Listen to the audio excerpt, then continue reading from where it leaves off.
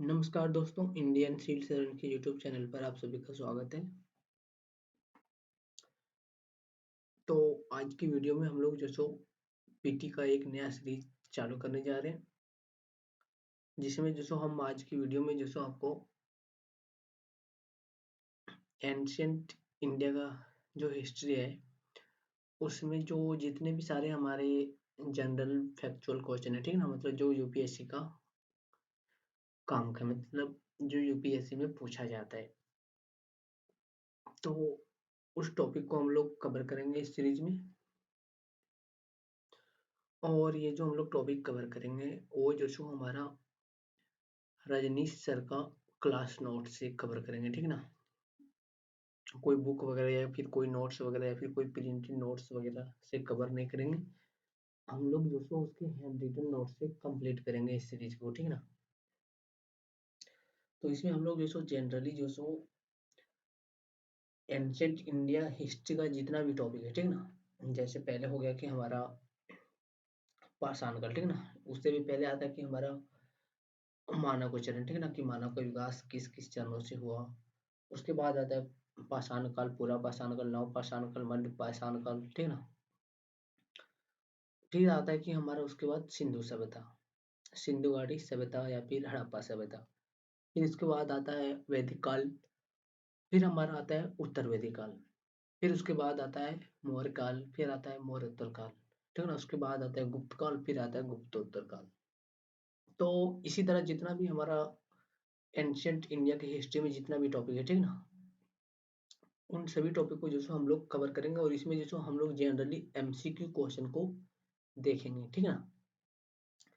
मतलब उस क्वेश्चन या फिर उस लाइन को देखेंगे जहां से एमसीक्यू क्वेश्चन बनेगा यूपीएससी में।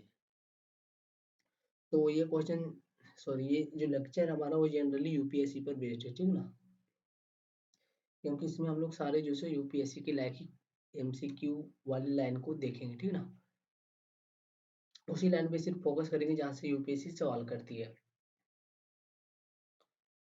तो इसको हम पहले बताएं कि इसमें जो सो हम लोग रजनीश सर के हैंड रिटन क्लास नोट का यूज करेंगे इसको पढ़ने के लिए, ठीक है ना, और समझने के लिए। अगर आपको पता नहीं होगा कि रजनीश सर कहाँ पढ़ाते हैं, तो देखिए इसने जो सो बहुत कोचिंग संस्थानों में जो सो पढ़ाया है, ठीक है ना। जैसे दृष्टि हो गया हमारा, कैरियर रीड हो गया, ठीक है ना। फिर हो गया हमारा पीडब्ल्यू संकल्प, मतलब बहुत ही पुराने टीचर, ठीक है ना।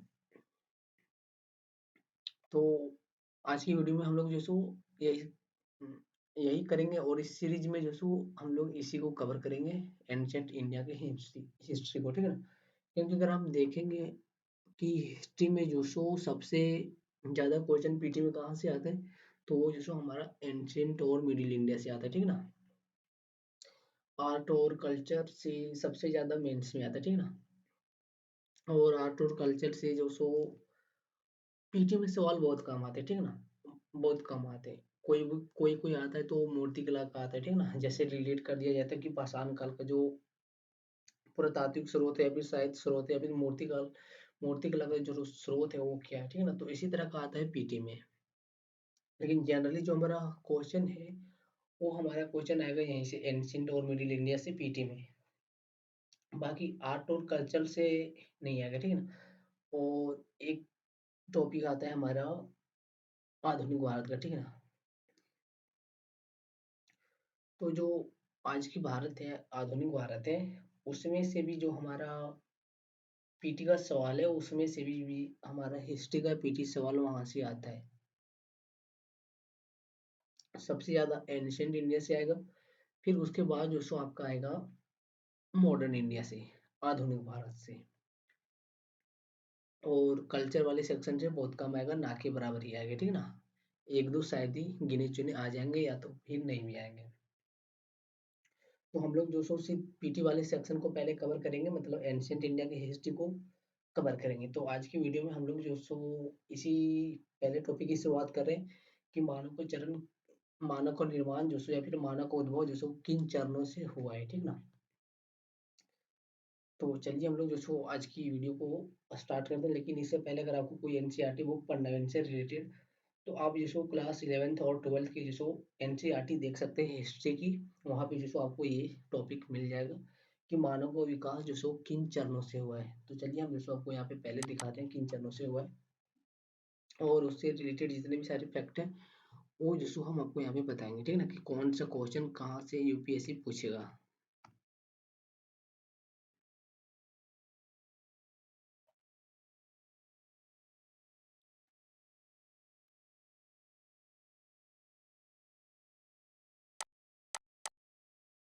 तो ये हमारा हैंड रिटन नोट्स है, ठीक है ना, तो उतना साफ दिखने की उम्मीद मत रखिएगा, क्योंकि कोई प्रिंटेड नोट्स वगैरह ये है नहीं, हैंड रिटन नोट्स है।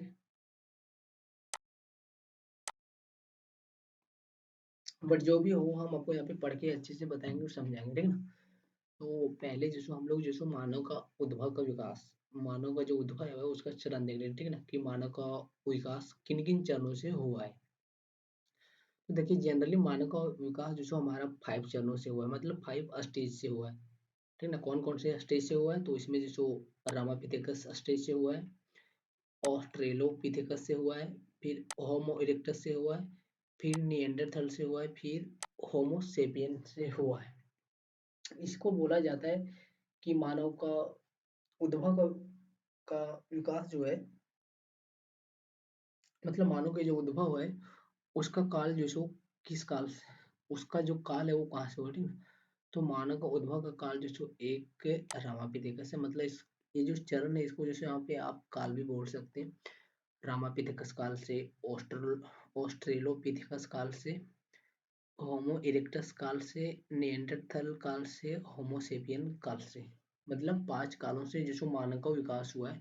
मानव के चरण का जो विकास है वो जिसको हमारा जनरली 5 चरणों से पूरा होता है, ठीक है ना। तो इसमें हम जैसे पहले आपको बता दिए कि पहला चरण है हमारा रामापिथेकस चरण, फिर दूसरा चरण है हमारा ऑस्ट्रेलोपिथेकस चरण, फिर तीसरा है होमो इरेक्टस, फिर 4 नंबर का है निएंडरथल मानव, और 5 नंबर का जो हमारा मानव है वो जो हमारा होमो सेपियन मानव है।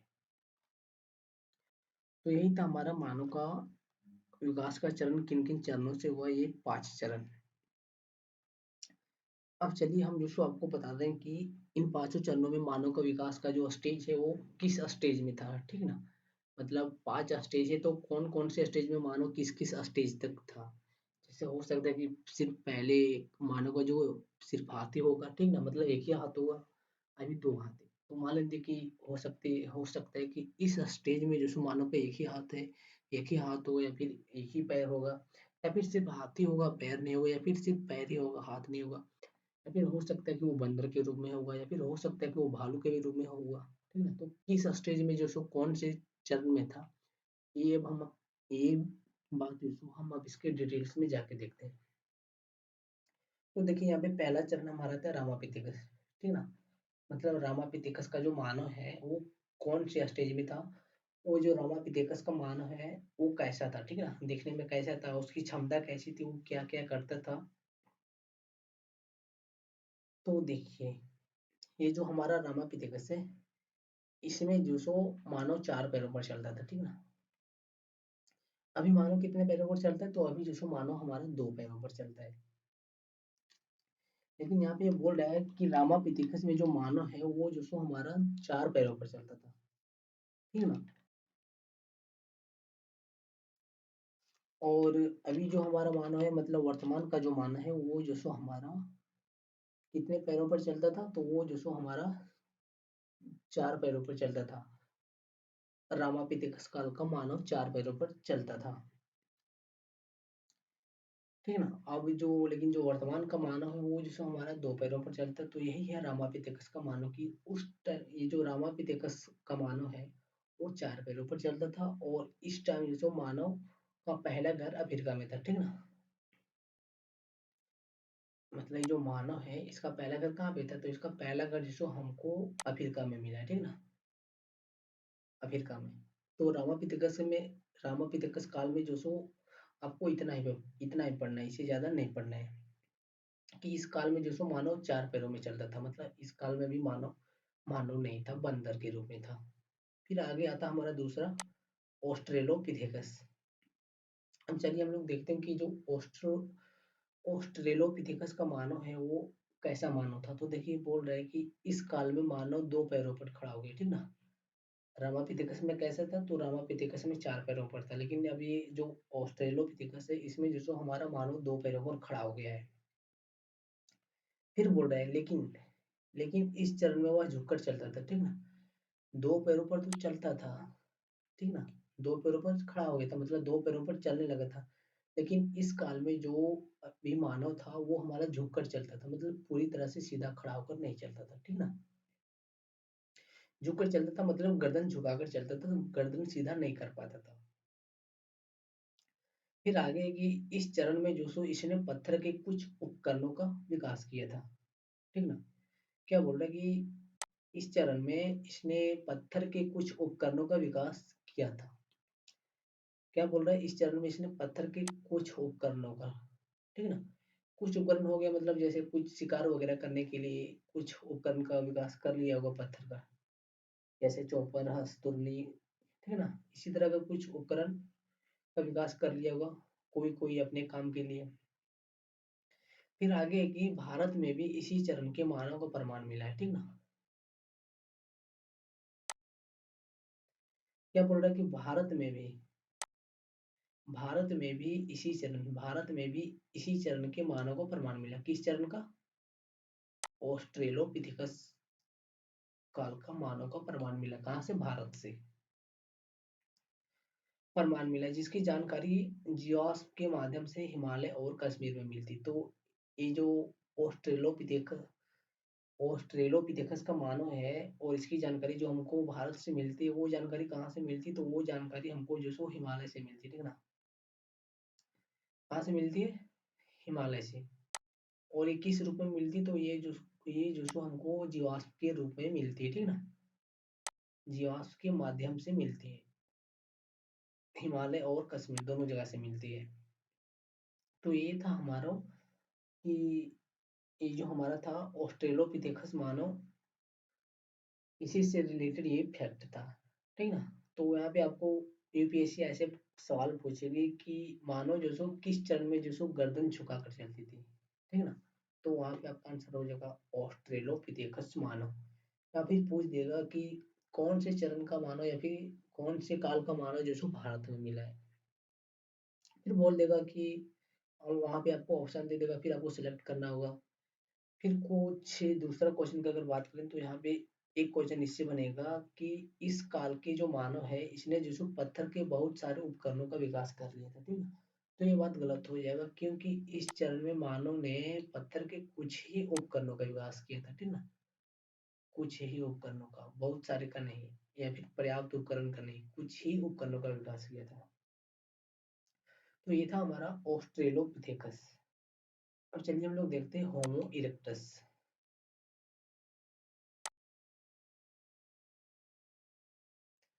होमो इरेक्टस का मानव कैसा था उसको भी देख लेते हैं, नहीं ना।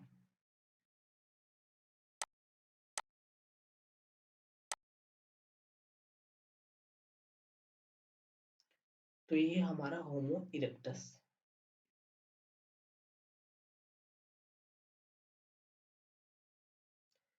अब चलिए जो सो हम लोग आगे की टॉपिक को कवर करते हैं, ठीक ना।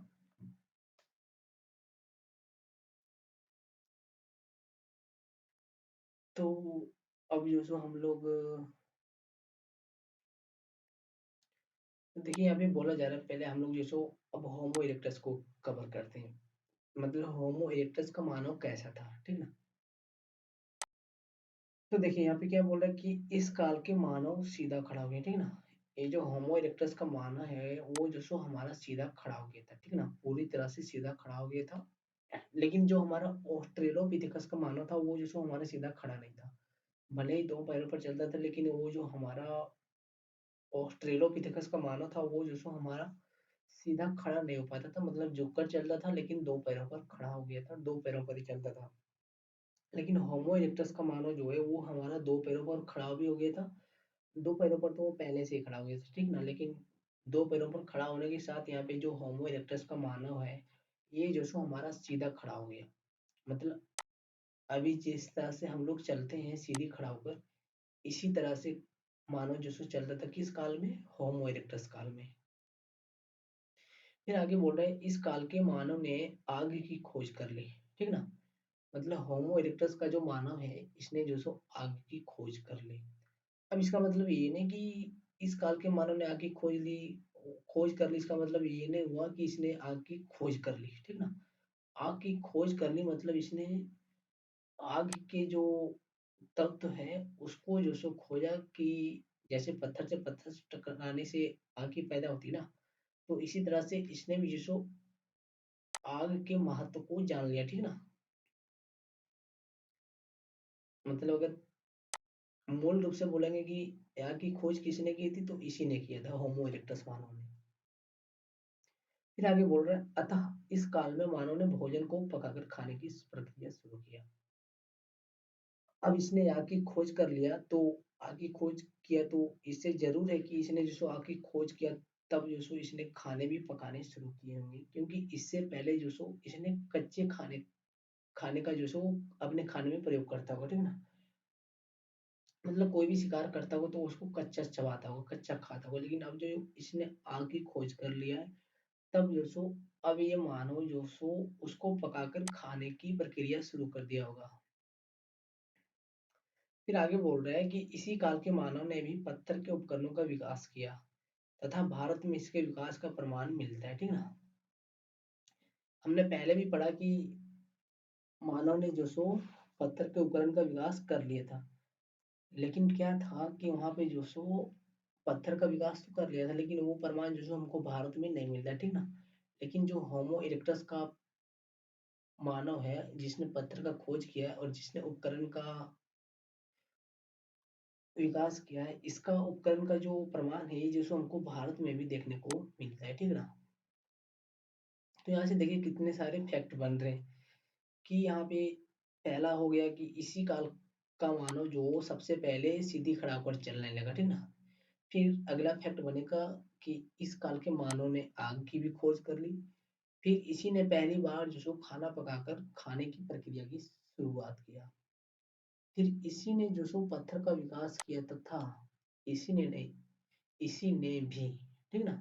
क्योंकि एक मानव का काल जो है उसने पहले ही कर चुका है, तो इसीलिए यहाँ पे इसने भी पत्थर के उपकरणों का विकास किया था, लेकिन भारत में इसी के पत्थर का उपकरण का प्रमाण मिलता है, भारत में उसका प्रमाण नहीं मिलता है। ठीक ना? किसका प्रमाण? यहाँ पे जो हमारा था ना ऑस्ट्रेलोपिथेकस, इसका प्रमाण जो सो हमको भारत में देखने को नहीं मिलता है, लेकिन जो हमारा ये है होमो इरेक्टस मानव। ठीक ना? तो होमो इरेक्टस मानव का जो पत्थर का उपकरण है इसका प्रमाण जो सो हमको भारत में देखने को मिलता है। फिर ये हमारा हो गया होमो इरेक्टस काल। ठीक ना? अब चलिए हम लोग जो सो आगे देखते हैं कि होमो इरेक्टस के बाद जो सो हमारा क्या है, निएंडरथल मानव। ठीक ना? निएंडरथल का जो मानव है वो कैसा मानव था? तो आगे चलिए हम लोग आगे निएंडरथल का मानव।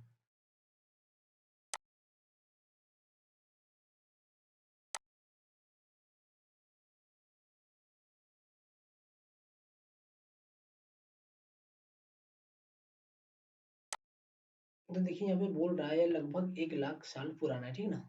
तो ये जो बात बोल रहा है 1 लाख साल पुराना, 2 लाख साल पुराना, ये यूपीएससी आपसे सवाल नहीं करेगी। ठीक ना? क्योंकि ये सवाल जो सो नीचे लेवल का एग्जाम का है। ठीक ना? एसएससी वगैरह का, तो ये आपको नहीं पूछेगी कि होमो इरेक्टस कितने साल का था, मतलब किस काल का, कितने साल का पुराना था, या फिर होमोसेपियन कितने साल पुराना था, या फिर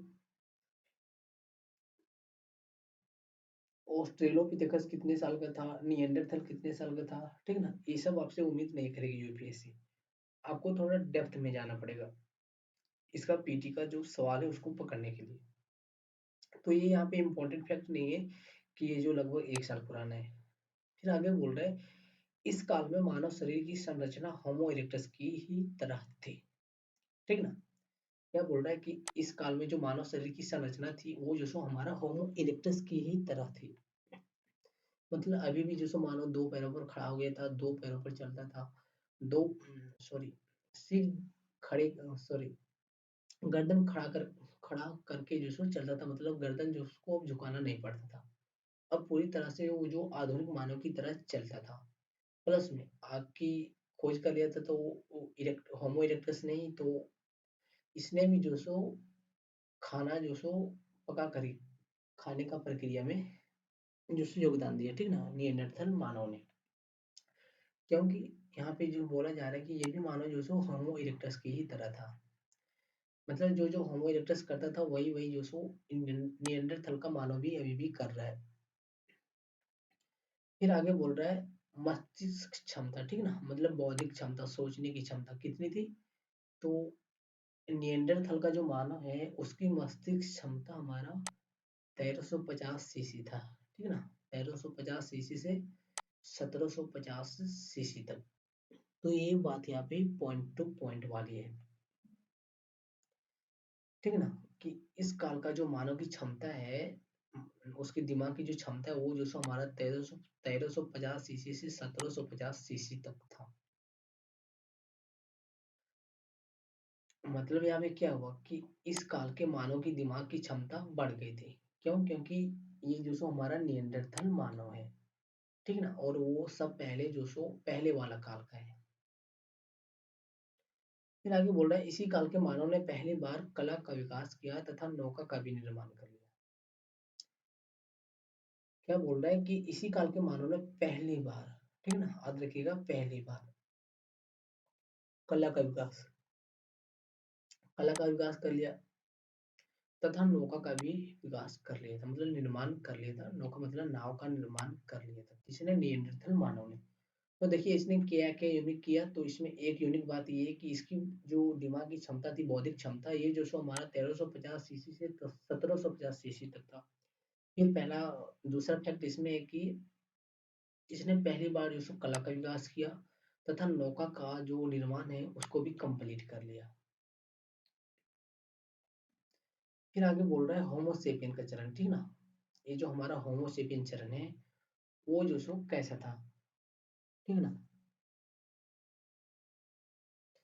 जो हमारा होमोसेपियन का मानव, ठीक ना, सबसे अंतिम चरण ये मानव, ठीक ना, हम लोग भी जो सो होमोसेपियन चरण में ही आते हैं, ठीक ना। अगर सवाल कर दे कि आधुनिक मानव का जो चरण है वो किस चरण में आएगा, ठीक है ना, मतलब आधुनिक मानव जो सो कौन से चरण में आएगा, ठीक है ना, और आपको वहां पे ऑप्शन दे देगा। क्या ऑप्शन देगा? तो वहां पे आपको ऑप्शन दे देगा होमो इरेक्टस, निएंडरथल, होमोसेपियन, या फिर होमो इरेक्टस, या फिर ऑस्ट्रेलोपिथेकस, या फिर रामापिथेकस। तो वहां पे जो सो आपका आंसर होगा होमोसेपियन, ठीक है ना, ये सबसे लास्ट चरण है मानव का, और हम लोग जो सो इसी चरण के मानव हैं। फिर आगे बोला निएंडरथल के मानव का गर्दन विकसित नहीं था, ठीक है ना, मतलब जो हमारा निएंडरथल है उस काल के मानव का गर्दन विकसित नहीं हुआ था, ठीक ना। निएंडरथल के मानव का जो गर्दन है उसका विकास नहीं हुआ था, लेकिन बोल रहा है लेकिन इस काल के मानव का गर्दन का विकास हो गया, ठीक ना। ये जो निएंडरथल है हमारा, इसमें जो सो गर्दन का विकास नहीं हुआ था। गर्दन का मतलब नहीं समझे, जैसे ये होगा, ये हो गया हमारा माथा, ठीक ना। अब यहीं से डायरेक्ट जो सो हमारी बॉडी की शुरुआत हो जाएगी, ठीक ना। तो ये हो गया हमारा निएंडरथल मानव। अब यहाँ पे ये बोल रहा है होमोसेपियन, ठीक ना। तो होमोसेपियन का ये क्या बोल रहा है कि इसमें जो होमोसेपियन है इसमें जो गर्दन का विकास हो गया था, मतलब ये रहा माथा, और यहाँ से अब डायरेक्ट ये गर्दन नहीं, सॉरी, यहाँ पे जो डायरेक्ट जो हमारा बॉडी नहीं आएगा, पहले जो यहाँ पे गर्दन आएगा, ठीक ना। तो यहाँ पे इतना लंबा गर्दन आएगा, फिर यहाँ से जो हमारा बॉडी स्टार्ट होगा। तो ये रहा हमारा होमोसेपियन का मानव। लेकिन ये जो निएंडरथल का मानव है इसमें जो गर्दन का विकास नहीं हुआ, ठीक है ना, डायरेक्ट माथा जो शरीर से पूरा लगा हुआ है। लेकिन ये जो हमारा होमोसेपियन है इसमें जो डायरेक्ट सर जो शरीर से नहीं लगा हुआ, ठीक है ना, इसमें जो इतना गर्दन का भी भाग आता है, ठीक है ना। तो यही यहाँ पे बोल रहा है कि ये जो होमोसेपियन है इसमें जो मानव के गर्दन का भी विकास हो गया है, लेकिन गर्दन का विकास जो इसके पहले वाले चरण के मानव में नहीं हुआ था, ये जो होमोसेपियन में हुआ है। फिर आगे बोल रहा है मानव की मस्तिष्क क्षमता नियंत्रण के मानव के ही समान थी, ठीक ना, इतनी थी। तो ये जो होमोसेपियन का मस्तिष्क, होमोसेपियन काल का जो मानव है, इसकी मस्तिष्क क्षमता नियंत्रण मानव के ही समान है। मतलब 1350 सीसी से 1750 सीसी तक ही। फिर आगे बोल रहा है उद्भव काल, ठीक है ना, तो लगभग 34,000 साल पहले इसका उद्भव हुआ है। किसका? होमोसेपियन मानव का।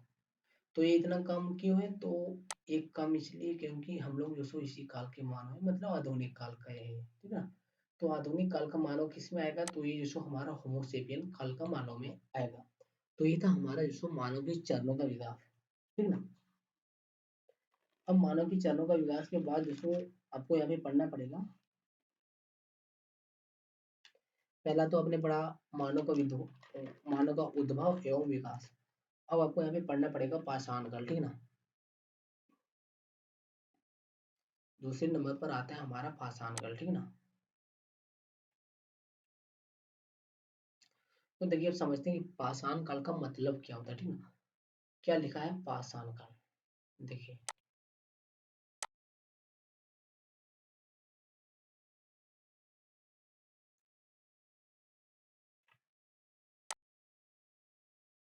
यहाँ पे लिखा हुआ है कि पाषाण काल मतलब, पाषाण का मतलब क्या होता है? पत्थर। और काल का मतलब समय, यानी पत्थरों के काल का समय। स्टोन एज, ठीक ना, स्टोन एज।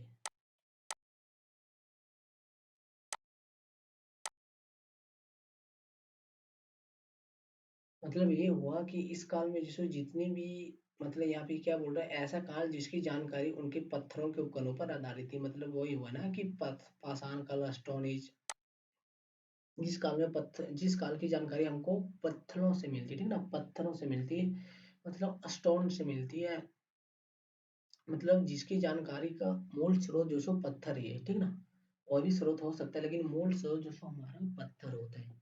तो उसी को जो सो पाषाण काल बोला जाता है, इसीलिए जो सो इसका नाम पाषाण काल पड़ा। तो इसको पाषाण काल इसलिए बोला जाता है क्योंकि इसकी जानकारी का स्रोत जो सो, अधिकतर स्रोत जो सो हमारा पत्थर ही है। फिर आगे बोल रहा है इस काल को पूरा ऐतिहासिक काल भी कहा जाता है, ठीक है।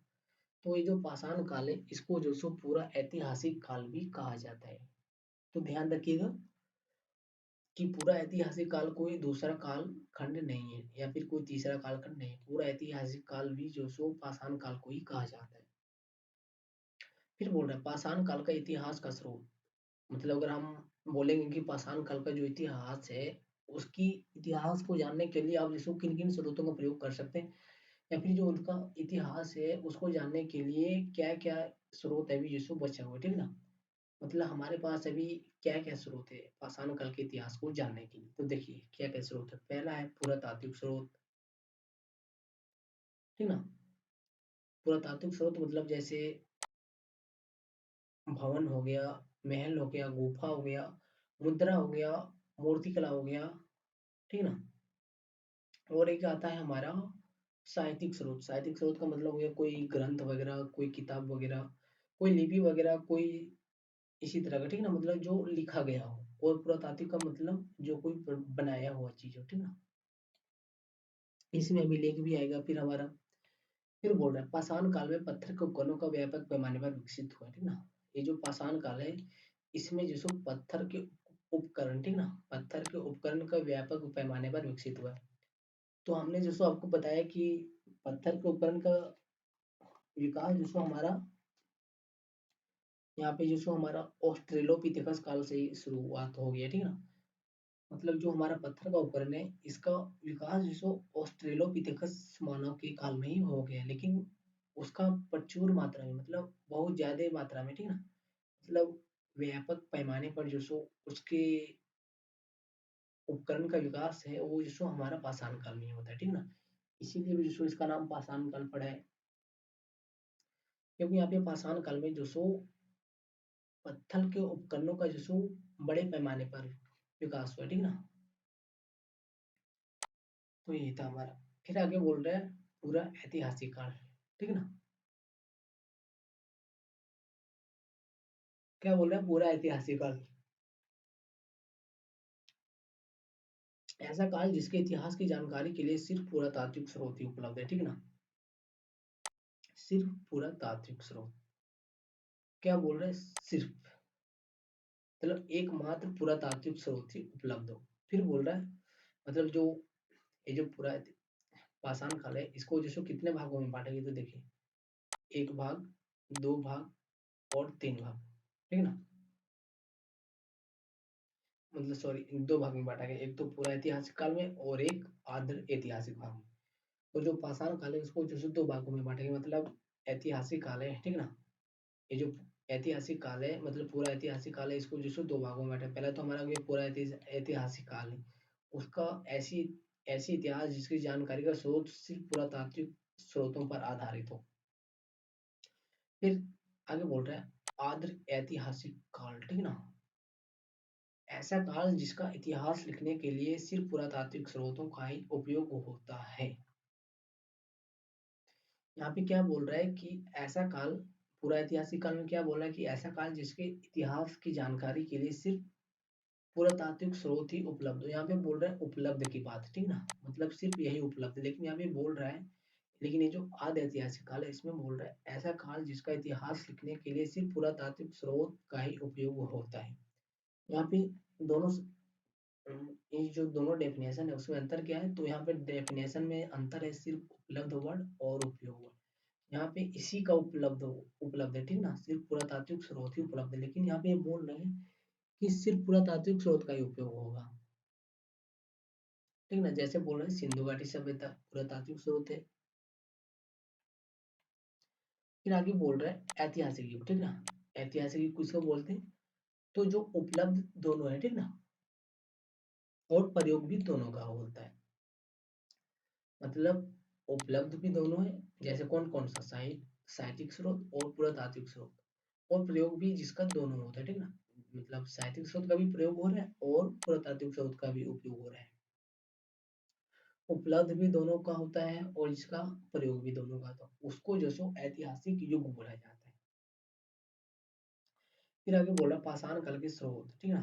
ये जो पाषाण काल है उसकी जानकारी का स्रोत क्या है। आप पाषाण काल की जानकारी के लिए क्या क्या स्रोत जो सो बता सकते हैं, तो पहला है पत्थर का उपकरण, ठीक है ना।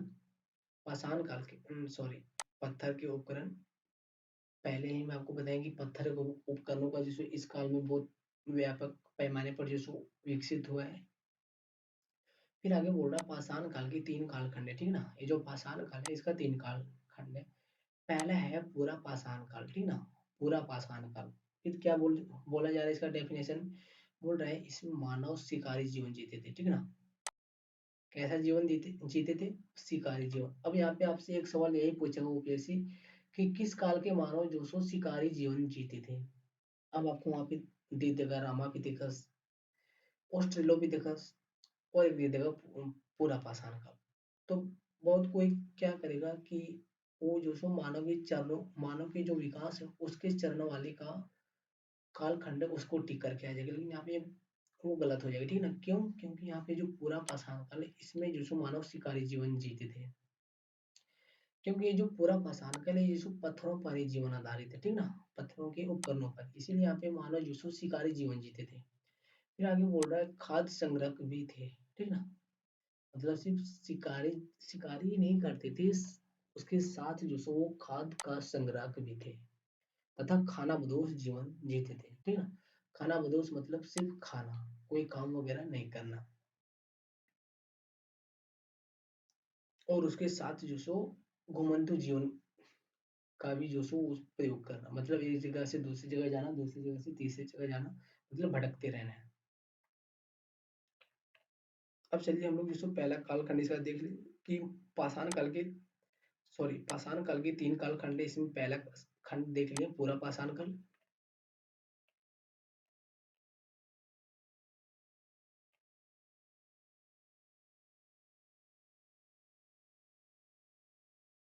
अब इसका दूसरा कालखंड देखिए, ठीक है ना। दूसरा कालखंड है हमारा नव पाषाण काल।